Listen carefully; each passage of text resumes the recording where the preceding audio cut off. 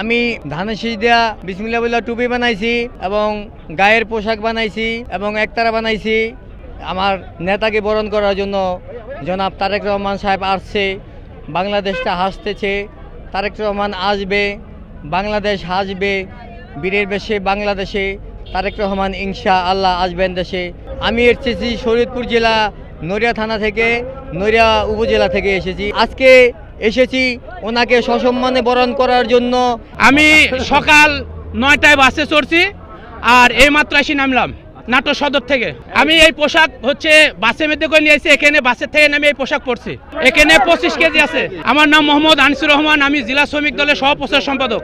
এই ফ্যাসিবাদী সরকার এর কারণে গুম খুন মিথ্যা মামলা অনেক লাঞ্ছিত হয়েছি, অনেকবার জেল খাটিছি এবং এই সাজগোজ আমার 2001 সাল থেকে ম্যাডাম আসামের তো আমি এ জায়গায় আইছি এবং এটা আমার খুব ভালো লাগে। বাংলাদেশের জাতীয় প্রতীক ধানের শীষ এবং এই ধানের শীষ প্রতীক গোটা দেশের মানুষের কাছে তুলে ধরার জন্য আসা এবং আমার 18 বছর পর হলো আমাদের প্রিয় নেতা তারেক রহমান দেশে আসছে। এই আনন্দতে খুশি হয় আমার আসা।